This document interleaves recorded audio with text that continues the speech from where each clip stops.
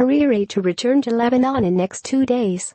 Beirut, Reuters, Saad al-Hariri will return to Lebanon from Saudi Arabia within 2 days, he said on Tuesday, 10 days after his shock resignation as prime minister in a broadcast from Riyadh. His abrupt resignation on November 4 sent Lebanon spinning into political crisis and back onto the front line of the Middle East power struggle between Sunni Muslim Saudi Arabia and Shiite Iran. Iran's ally Hezbollah holds major sway in Lebanese politics. It has long been a foe of Hariri, but as part of the coalition government he formed last year and called for his return. In his resignation he made bitter attacks on both Iran and Hezbollah, and top Lebanese officials and politicians close to Hariri have said Saudi Arabia coerced him to resign, dictated his statement, and have held him under house arrest.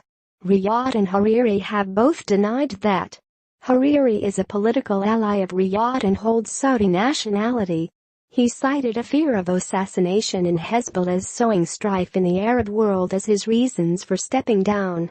Riyadh and Hariri both oppose Hezbollah's military role in Syria, fighting alongside President Bashar al-Assad, and what they allege is its participation in Yemen's civil war alongside the Houthi group against a Saudi-led coalition.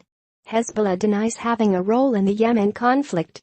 Lebanese President Michel Aoun has said he will not accept Hariri's resignation until he returns to Beirut to formally submit it.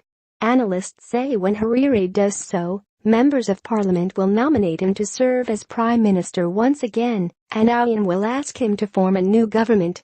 That would open the door to a long period of political talks like those which preceded the formation of the National Unity Government that made Hariri prime minister a year ago.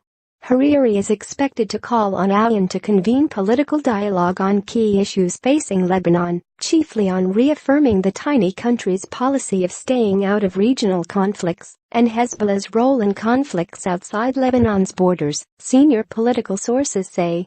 Any attempt to keep Hezbollah out of the government, in line with Saudi wishes, will torpedo the talks, political sources say. Riyadh regards Hezbollah as a terrorist group. Hariri warned on Sunday in his first interview, since resigning, of possible Gulf Arab sanctions against Lebanon, and of the risk to the livelihoods of the 300,000 to 400,000 Lebanese in the Gulf. Lebanese Foreign Minister Gebran Bassel said in Paris on Tuesday that any punitive sanctions by Saudi Arabia on Lebanon would impact the region and Syrian refugees in the country.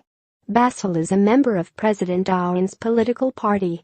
He said Hariri needed to return to Lebanon to prove he was free. After Hariri's resignation, Saudi Arabia accused the Lebanese government of declaring war on it because of Hezbollah's pivotal role in Lebanese politics.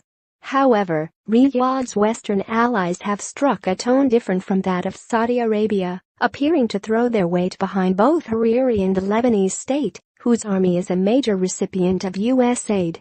The European Union High Representative Federica Mogherini said on Tuesday after a meeting with Bassel that she expected Hariri and his family to return to Lebanon in the coming days. On Twitter, Hariri said he was well, but that his family was staying in Saudi Arabia. Sources across Lebanon's political divide have said Hariri struck a more compromising tone in his interview than in his resignation statement, at one point holding out the possibility of rescinding his decision to quit. They say this represents a retreat by Saudi Arabia, attributing it to Western pressure. The Maronite Patriarch Bachar Boutros al-Right, head of Lebanon's biggest Christian community, met Hariri and Saudi King Salman and Crown Prince Mohammed in Riyadh on Tuesday. Saudi Al Arabiya television quoted him as saying he supported the reasons for Hariri's resignation. His comments reflect the views of some politicians in Lebanon's divided Maronite community, but not President Aoun. Echoing Saudi demands, MPs from Hariri's Future movement called for a UN resolution from 2006 that demanded all militias in Lebanon disarm to be respected. Hezbollah is the only Lebanese group with a militia and says it needs weapons to secure Lebanon from Israel. Hezbollah's Lebanese opponents have long demanded it disarm. Lebanese politicians have previously held talks on Hezbollah's arsenal as part of a dialogue on a national defense strategy, but have never seriously discussed disarming it. Reporting by Sarah Dadich, Lila Bassam, Ellen Francis and Tom Perry in Beirut and John Irish in Paris. Writing by Angus McDowell. Editing by Tom Perry and Janet.